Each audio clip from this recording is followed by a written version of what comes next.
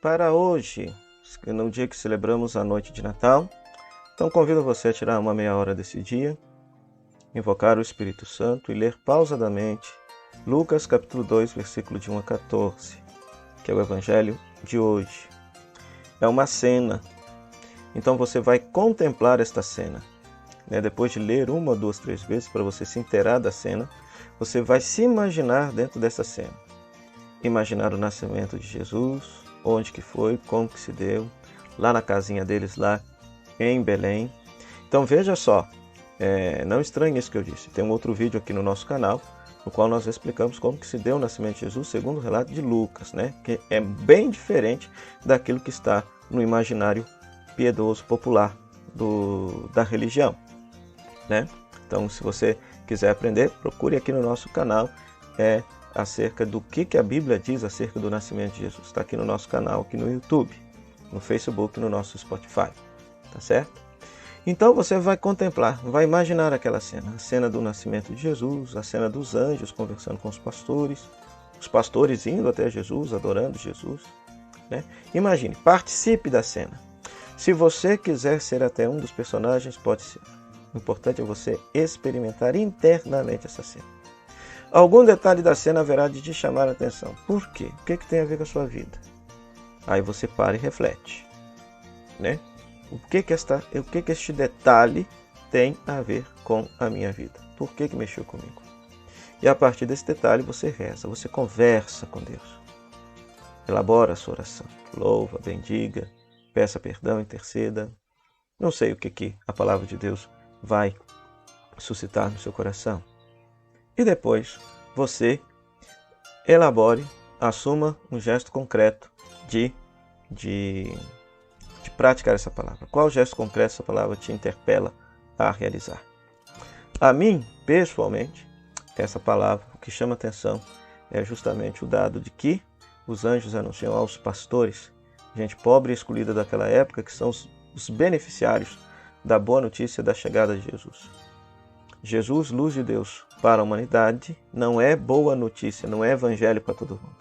É evangelho para justamente aqueles que são excluídos do mundo, excluídos da sociedade. Jesus se torna boa notícia para eles. É claro que Jesus quer salvar e ama toda a humanidade, mas há pessoas no mundo que, infelizmente, preferem rejeitar a Jesus e viver nas trevas. Mas há outros, como os pastores, pobres e excluídos, que para eles o nascimento daquele que veio trazer o reino de Deus para nós é uma verdadeira alegria. Esse é o detalhezinho que mais me chama a atenção. Já amanhã, dia de Natal, você vai rezar João capítulo 1, versículo 1 a 18. Então, da mesma forma, você vai tirar uma meia hora do seu dia, ligar uma música instrumental, invocar o Espírito Santo, ler pausadamente uma, duas, três vezes o texto. E como se trata de um discurso, então aí você não vai contemplar, você vai meditar. Você vai se deter naquela palavra do texto que mais chamou a atenção. Por que essa palavra te chamou a atenção? O que tem a ver com a sua vida? Por que toca a sua vida e toca o seu coração? Reflita, pense, tire proveito desta meditação. A partir dessa reflexão, então converse com Deus, faça a sua oração. Aquilo que o Espírito Santo suscitar para você conversar com Deus. E depois, pense num gesto concreto de você praticar esta palavra e anote no seu caderninho espiritual. A mim, particularmente, aquilo que mais me chama a atenção nesse texto, hoje, nesse ano, ao ler, rezar esse texto, é justamente o verbo utilizado por João para descrever a vinda de Jesus ao mundo. Nas nossas Bíblias aparece o verbo habitar. O verbo se fez carne e habitou entre nós. Em grego, eskenosen, é da raiz eskene. Eskene significa tenda. Ou seja, então literalmente se diz que o verbo se fez carne e montou a sua tenda no meio de nós.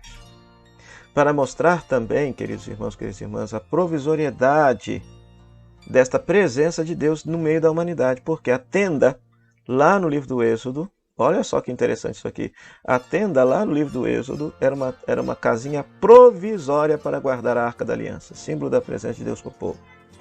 Pois Jesus também é uma tenda provisória da presença de Deus em nós. Ele é Deus, verdadeiro Deus, mas ele não ficou aqui para sempre. Ele veio, nasceu, cresceu, viveu, morreu, voltou para o céu. Voltou para o céu.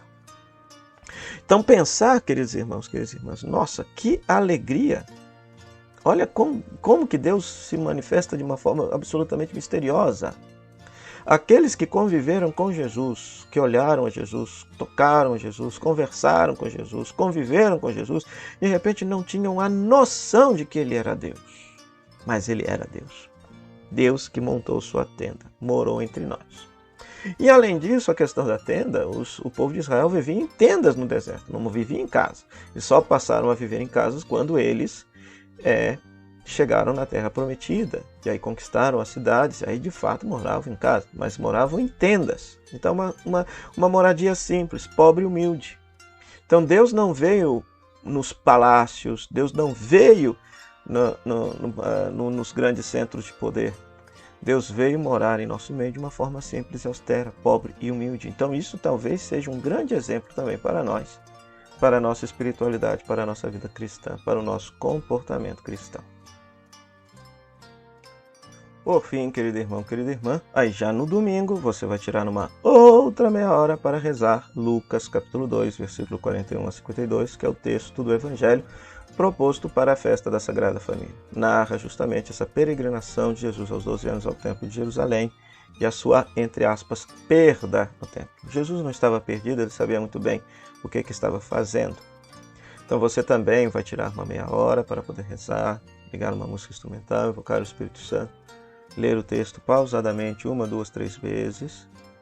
E como é uma cena, você vai contemplar. Agora você é chamado a contemplar, a participar ativamente da cena. Então imagine na caravana junto com Jesus, Maria e José para o Templo de Jerusalém. Imagine o Templo de Jerusalém. Imagine a celebração da Páscoa, né?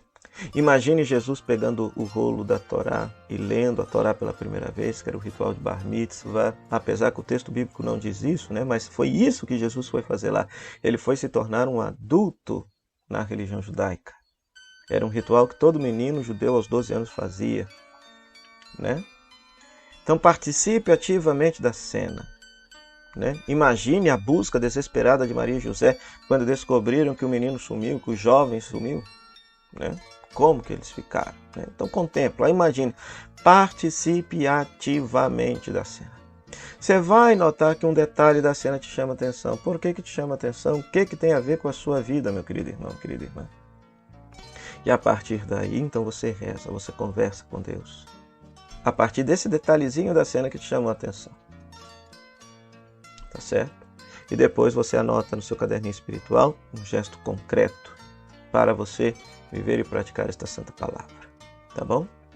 Quero aproveitar a oportunidade para desejar a todos aqueles que nos acompanham aqui toda semana na Rádio Comunidade FM, na Web Rádio Nossa Mãe de Birité e pelas nossas redes sociais, aos queridos paroquianos da Paróquia de Nossa Senhora das Mercês e todas as outras paróquias que também nos acompanham. Quero desejar a vocês um feliz e santo Natal, que a luz de Deus Jesus Cristo possa brilhar em sua vida, expulsando toda a treva do medo, do pecado e da morte. E que o Natal verdadeiramente aconteça na tua vida e na tua casa, que Jesus nasça em cada coração, fazendo com que cada um de vocês possa experimentar a salvação e o amor de Deus. Para isso, que Deus possa nos abençoar.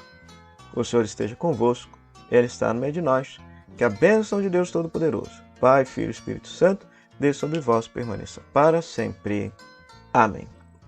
Até próximo final de semana, se Deus quiser. Tchau, tchau.